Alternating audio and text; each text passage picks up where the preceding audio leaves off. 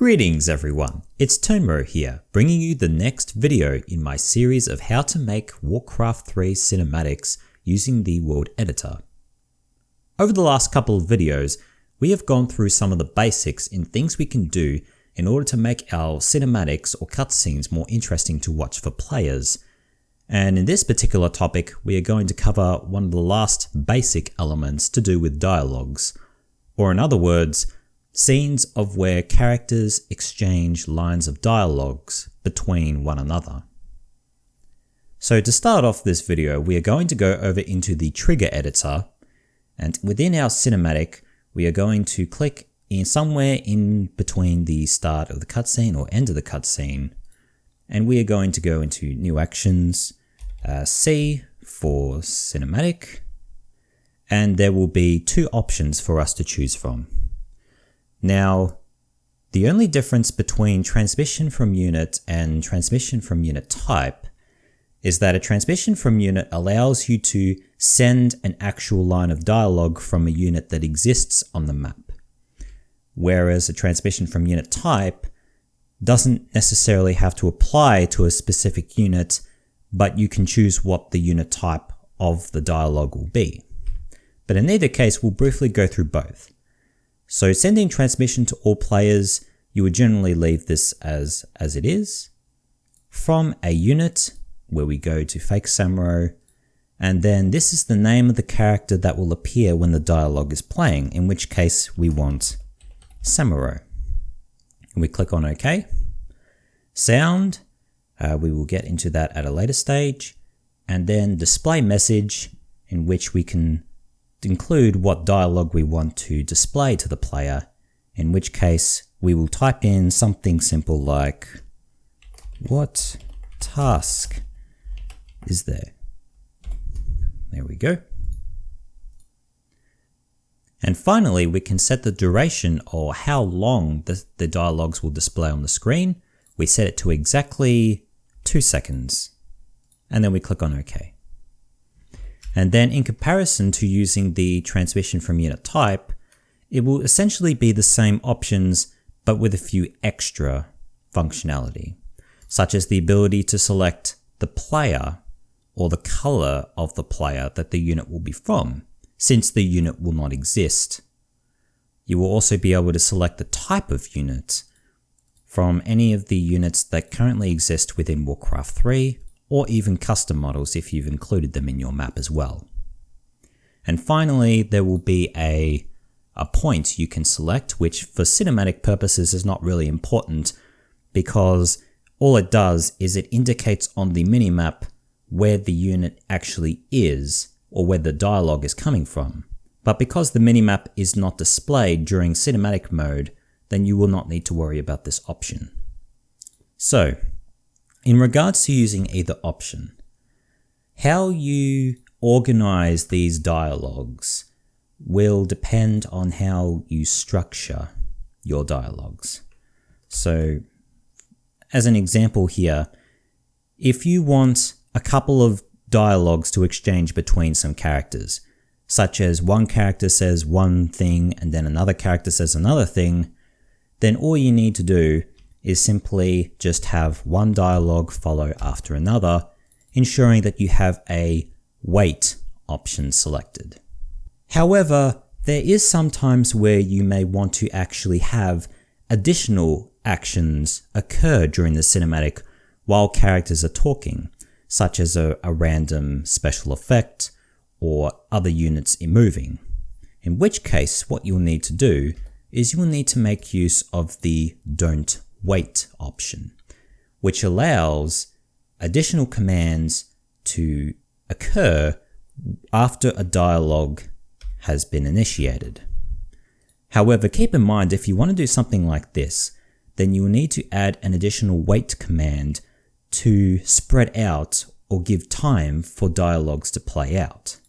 So in this case, we will add a wait command of 2 seconds between the first and second dialogue, and we will do the same with between the second and third dialogues.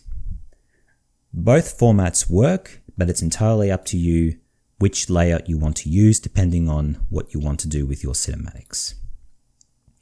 For our purposes, what we're going to do is we're going to play a couple of dialogue sayings from Samuro throughout the cinematic.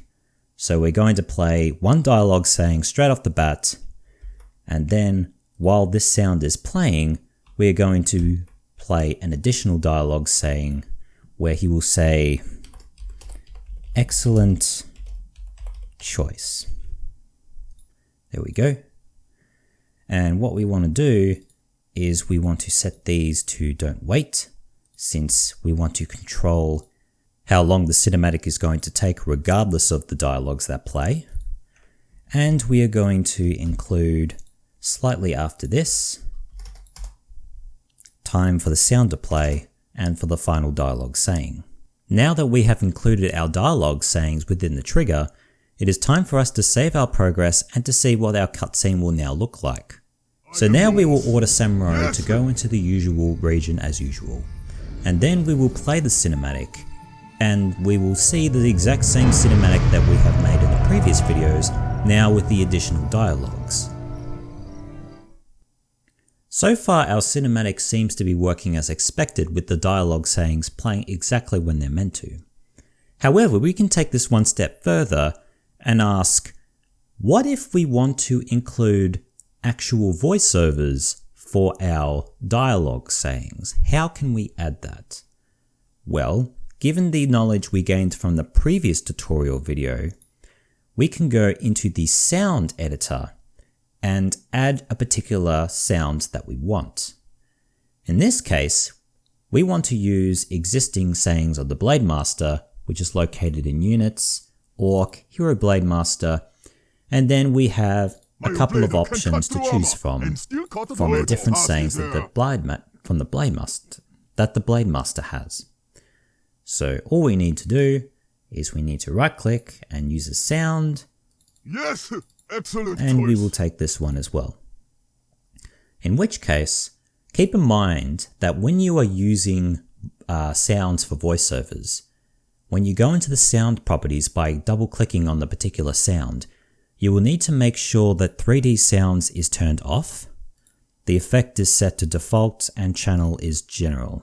You will need to ensure that the 3D sound is turned off, and to ensure that the sound type will be a sound that will play during a cinematic. And then we click on OK, and we do the same settings with this second sound.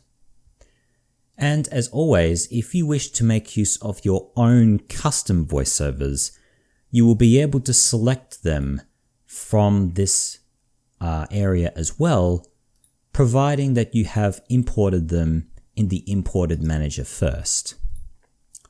So now we can go back into our triggers and we can simply add this sound to the actual transmission. And for the first one, we're going to select Hero Blade Master What 2. And we are also going to do an additional duration modification, because at the moment we have set this transmission to go for 2 seconds. And as we can see in the sound editor, that this sound goes for roughly 1.4 seconds. Now, if you're doing a lot of dialogue sayings that have sound, it is a bit tedious having to know the exact length of each individual sound and then putting it into the actual transmission, especially if you need to make changes to the sound which is going to affect its duration. A much more cleaner way of doing this is to make use of the add or subtract actions. Add or subtract are useful when using sound in transmissions, and essentially what it does is it essentially allows you to specify additional or less time that the transmission is going to play for, depending on the length of duration of the sound. So, providing we have a sound selected, we can say we want the transmission to play for as long as this particular sound does, but for an additional 0.5 seconds. Or we can say we want this transmission to play the length of the sound minus 0.5 seconds. But in this case, in most cases, you would just simply go add 0 seconds if you want the dialogue to display for just as long as the sound will play for. And then we click on OK. And we do the exact same thing for the second transmission, but we select a different saying, and then we click on add again, and then we want it to play for exactly the same length of time, and so we click on 0 and click on OK. And probably some slight modifications is that we can have the sound delayed a bit longer instead of playing at the very start of the cinematic. And we will play the second option or second dialogue a bit later as well. So now if we save this and we go back to testing it, we will now be able to see the dialogues in effect. What task is there? Excellent choice.